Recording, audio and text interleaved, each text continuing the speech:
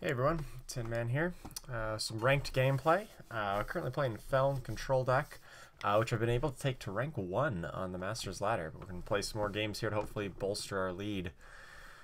This hand's not that great. It only has 2 power. Can't actually really cast any of these draw spells with what we just have. So I'd like to redraw, especially since we're going first and we don't get the extra draw. This hand is just about as bad, but it does technically have the 3rd power with the Vara's favor, so I'm not that concerned.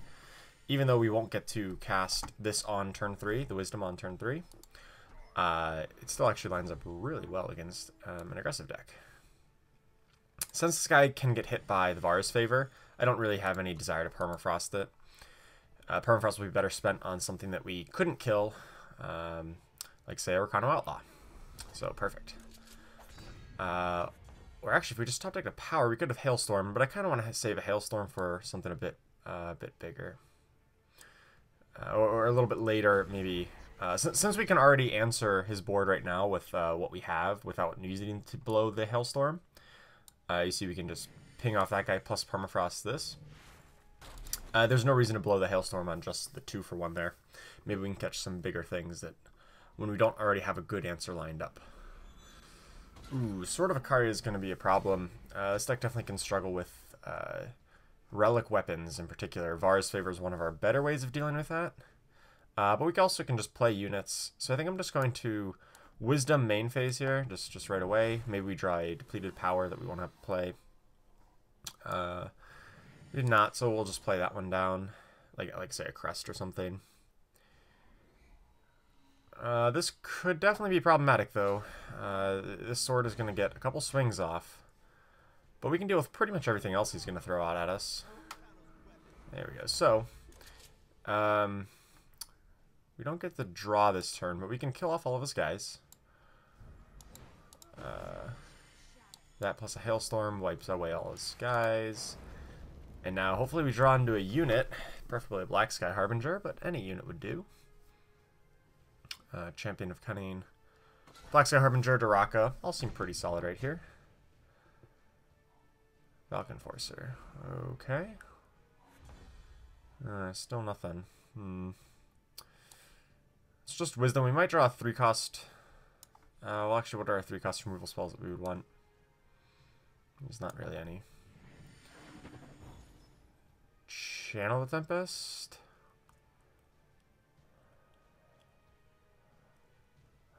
We can't cast that next turn. I will keep it since it is a very powerful card. And hopefully we can just draw something else to cast next turn with the extra draw from the Wisdom plus our top deck. Hailstorm is not it. Not against the 4-4. And you can see how hard it is to deal with this 3-2 weapon if we just don't draw any units. Commando. Well, we're not dead. But we might as well be. Since we can't actually deal with any of these guys. He's going to put us down to 1. And Channel Tempest does not keep us alive. We need, like, exactly a Black Sky Harbinger off the top or something like that. Champion of Cunning counts. That counts as something. He can't actually deal with this right away. If he just drew 2 blanks in a row... this will keep us alive, if only barely. I think one of his cards is blank because he didn't play it out last turn. Yeah, okay. The old stabilize at 1. So you're saying there's a chance. Yeah, let's just Dark Return the guy right now. If we can dodge a charge unit for a turn here, we might be able to pull this one out. If only barely. Well, I think I'm going to strategize first. Or actually, hang on. This guy hits for... He's going to go up to 10, 11, 12, 13, 14. Okay, so Champion of Cunning plus Bloodcaster threatens Fatal next turn. That along with the Channel Tempest. So that seems to be the best line here. Okay. Did we get there? Looks like it. The old stabilize at 1. All right. Wow, what a way. What a way to win, huh? Very tenuous there. If he had top decked really anything on a couple of those turns, we would have been in a lot of trouble. But that just goes to show you how hard it is to deal with relic weapons, particularly with this deck. That's why sometimes we run Extract in the if you're expecting a lot of relic weapons. Lightning Strike could also do the job. Or in a tournament version of this deck, I was actually playing red. Since we have the red crests already, I was running Boar in the sideboard to deal with relic weapons and other relics. But we're still able to get out with a very close win there, so always feels good. And it helps bolster our lead over anybody trying to come and take the rank 1 away from us. Rakano's not really a deck you see all that often anymore. We did play against it there, but that's the first time I think I've played against straight up Rakano aggro in quite a while. They do get hit pretty hard by Hailstorm in particular, because all of their guys die to it baseline, except I guess the Crown Watch Paladin who has Aegis.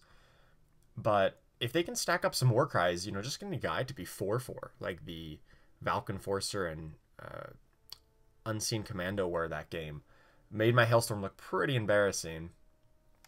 Another weakness of the deck is, obviously, if you hit them with In Cold Blood, that's not great for them either, because a lot of all their best threats, they rely on, hitting multiple Whirling Duos or multiple Unseen Commandos, and they can't really afford to not play the full set 4 of those. So if you hit them with an In Cold Blood, you could potentially 2-for-1 them sometimes. But I think really the main problem with Rakano right now is that it's relying on 3/3s. All right, here into the next game, we're going second. This is a hand I kind of like. It's got this. We don't use any of the red power in our or red influence in our main deck, but we only have 1 shadow, but we do have answers to aggro and answers to control. We have good cards in both matchups, so I'll keep it. And we've got 2 scouts to kind of sort this hand out as well as we go along. It's a touch slow against aggro, but we do have a turn 3 Hailstorm and 2 scouts if he goes plays a Oni Ronin on turn 1 or something.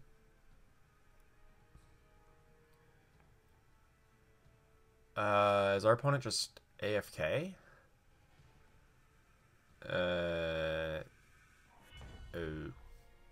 Okay. That's odd. I don't think I'll need that. I'm gonna bottom that. No, he's not. Okay, he just missed turn 1. Okay, so that probably makes this not the best example game, but hopefully we'll still get a reasonable game out of this, even if our opponent did kind of skip a turn. Now, since we have drawn a 6-drop, I'm kind of okay to keep this Waystone. We will need that 6th power. Or actually, that's only our 5th, because we have 4, 2, 3, 4, 5, yeah. So I'm fine to keep that 5th power, because we know we already have some action with our 6-drop here. But I didn't necessarily want the first one, because we didn't have any action, and we know we were going to draw probably at least 1 power out of both these Wisdoms. And Waystone is pretty good, since we know he's playing Shadow. He might have, sabotage type effects that we want to get ourselves out of range of as quickly as possible. Or, not out of range, but get a Face Aegis up as soon as possible, rather. Sower of Descent. That's not a card I was expecting to see. I haven't actually seen this one cast. So, when you Warcry a unit or weapon, reduce its cost by that much.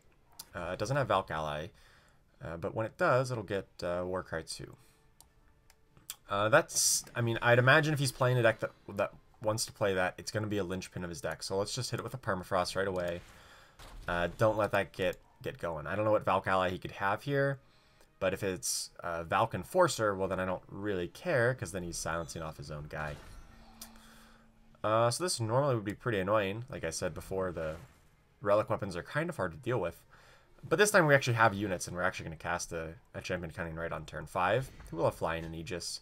You really don't want to cast this guy without Flying and Aegis if you can avoid it. Just because it, opens up just getting 1-for-1. But with Flying and Aegis, it makes it very hard for your opponent to deal with it. And it's actually we don't have an immediate way to kill it. Oh, what the heck? Was that the wrong order of cards? Does he have a torch in addition? Okay. So he essentially sent 4 cards at it to draw 2, so still got a 2 for 1 out of him. And we did kill his weapon off. So we can't cast the guy this turn, but what I can do is play... I think I want to draw 2 and Dark Return. Oh, this actually still triggers, doesn't it? Yeah, I think it does. A Warcry, his cards are still reduced cost. I didn't even realize that. That's pretty cool. Even though it's permafrosted, doesn't remove that effect. But I think I want to Wisdom the Elders and return my guy. So I'm going to draw first. So maybe I'll hit a scout of some sort, or something that might change my play, like a scout power, crest that is. We did not. I'm still going to go with the same play. I could strategize, but I think it's better to just pick up big old champion chaos here. There's nothing in this hand I don't want. Maybe I don't really want the Hailstorm. But I don't know for sure that I don't want anything. Like, I don't have excess power or cards that are obviously dead in this matchup. So I want to hold off on that strategize until I have something that is, you know, obviously not good.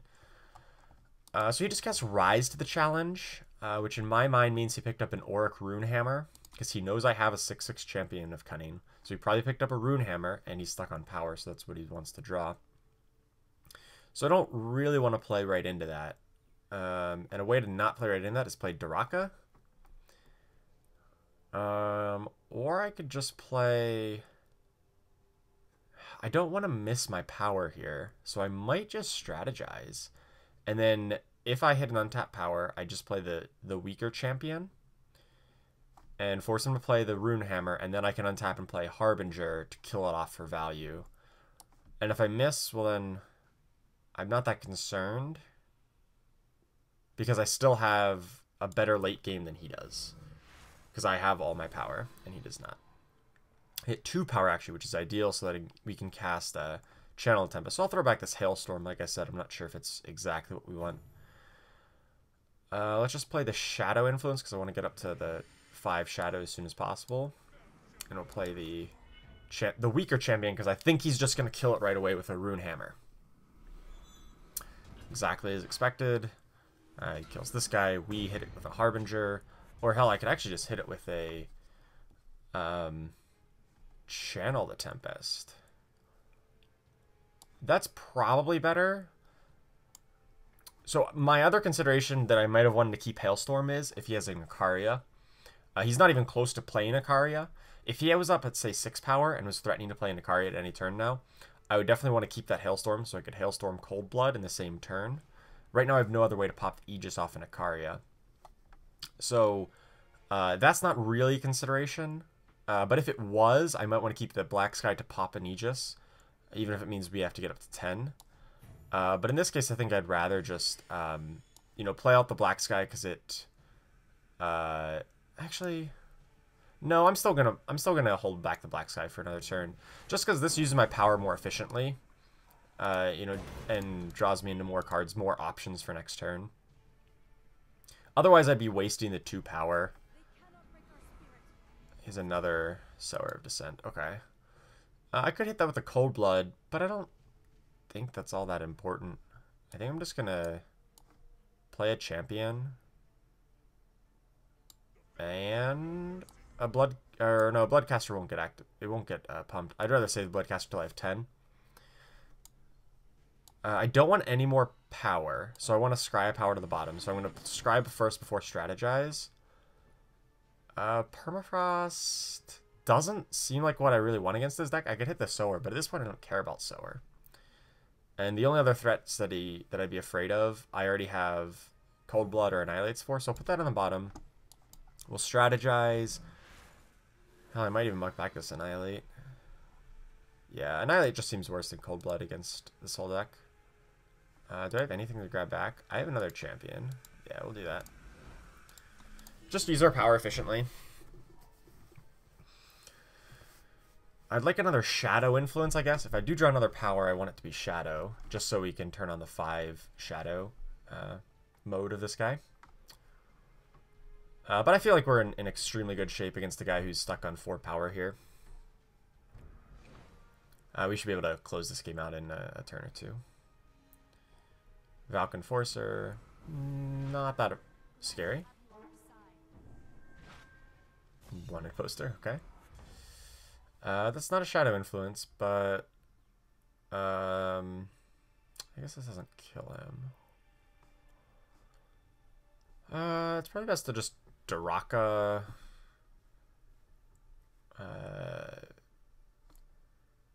Feln Bloodcaster, or I could just Bloodcaster activate it. I'm not gonna get to act. This guy's not gonna pump at all.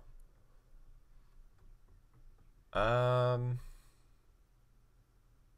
think I want to just deploy another Champion of Cunning just to make sure that I can have another good attacker for next turn. So let's just play that guy. Actually, let's Cold Blood this thing. We have a second Cold Blood. We've got plenty of other answers here, so I just like to get the attacks going and then play my Scout. Don't necessarily need that. Rather find a Channel of Tempest or a removal or a black Shadow Influence, rather. Cold Blood, sure. That's kind of odd that he's playing in Cold Blood in a deck that's running Justice, where he might accidentally have to kill off all of his own influence, which would not be ideal. But he's not dead here, but he might as well be. Let's just play Black Sky for ultimate insurance. I don't think we can lose from here, but I'd rather just gain some life, put another flying threat out there just in case. I'll leave that on top since I want the extra black. And in case he has like a harsh rule plus a removal, I'm just going to hold back the rest of my board. He's at 1, so this just a Black Sky alone will kill him. I guess I could make the argument playing Bloodcaster is... We're talking... Actually, I don't think there's any possible combination of cards that makes playing Bloodcaster relevant. Alright, another win. Sweet. Further buffering our rating, because the rankings within Master are based on behind-the-scene ratings. So feeling pretty good. Let's run one more game. Since these games have been taking a little bit longer than normal, I don't want this video to go too terribly long, but we can run one more game. So that was a deck that was, I mean, he got a little bit power screwed and kind of accidentally skipped his first turn, so wasn't a ton of... I don't think the result was ever really in doubt from our end, but I think a lot of the kind of my thought processes, I'm still trying to play optimally. I still try to talk through why I'm making the decisions I'm making. I think I'm hoping that's helpful to anyone trying to pick up this deck, even if, you know, you don't look at the game and say, oh, that was a really close game. You know, regardless of the level of competition or how the game is going, you should always be consistent. You should always be playing optimally as much as you can, because you never know when the optimal play, even if it's like, oh, it seems so irrelevant, you know, maybe we're talking about a 0.1% chance, but, you know, you play 1,000 games over the course of a long time, that'll be the determiner in one of those games. So I always try to strive to be playing properly no matter what the game situation is, no matter how power screwed I am, how power screwed my opponent is, or what the matchup is, or what rank anybody is. Just to always stay in that mindset of always doing your best. Because as soon as you get lax and start playing loose, that's when you go down a slippery slope of potentially, you know, having a losing streak because you're getting on tilt. And my mentality on getting tilted is if as long as you can honestly tell yourself I'm playing well, then that's all that matters. The results don't matter. If you can honestly say, yes, I'm playing well, I'm not making mistakes, I'm learning, I'm doing the best I possibly can, then I very rarely get tilted as long as I'm playing well. It kind of goes hand in hand, though. If you do get tilted, then you start playing poorly. But as long as you can keep that even-keeled mindset, I think that's that's one of my strengths as a player, is keeping that that even keel approach to every game, game in, game out, no matter what the situation is. I'm just trying to fill dead space at this point. Let's be real. 2.5 minute queue, almost 3 minutes. A little excessive. So I guess I'll talk about this deck a little bit more. So I played this exact list up into rank 1, and I've been sitting here for a couple days now. I think I have like 5 or 6 net wins at rank 1, so a pretty good buffer on the second place player. And I'm playing a variant of this in the ETS tournament, or the Invitational tomorrow. And it's, since we're already running the, what is it, the Fire Sigil, or not Fire Sigils, Fire Crests, the Skycrag Crest and the Stone Scar Crest. I figure it's a pretty free splash to play red as another color, either in the main or in the side. And so I'm playing the I'm playing Statuary Maiden in my main deck, cutting some of the anti-aggro cards because I don't think there's going to be quite as much aggro in the tournament as there is going to be on ladder, and then putting Boar in the sideboard to answer annoying relics and relic weapons, mainly Chalice or other weapons in Armory. Man, 4 minute queue time. I feel like something might be bugged out here. I'm going to cancel and re-queue. Because generally if it starts getting that long, it's... I've sat in queue for like 6 minutes before, and it just never gets me anywhere. Like, it never loads up a game. And I'm like, alright, maybe I just have to cancel and restart. And then it comes a lot quicker. So hopefully this one goes a bit quicker. Absolutely feel free to fast forward in the video until the game actually starts. In the meantime, though, I'll try to discuss some of my other thoughts. I'm really anticipating the meta for this weekend in the Invitational. It's going to have a lot of Argenport mid-range, a lot of time-based mid-range, whether that be Praxis or Elysian, are probably the two more common ones. Alright, we're here up against Finkel. Finally got into a game. This hand's pretty sweet. It's got 4 power. It's got an early interaction. It doesn't have a ton, but it's got a lot of threats. So I'm fine to keep this hand. This hand could be bad against a mid-range deck. Looks like he might be on Argenport, which is probably not our best matchup with this hand, since nothing really dies to Vara's favor out of Argenport. Ripknife Assassin, that's a bit annoying. But we are hitting our power. So we'll be able to cast Bloodcaster on 3, trade it off for this guy. Not ideal because they'll have 2 Warcries at that point. But I do want to trade off with this guy rather than... Ooh, we can Permafrost. You know, that's probably better. So what I want to do is just Vara's favor off the Aegis, Permafrost this guy.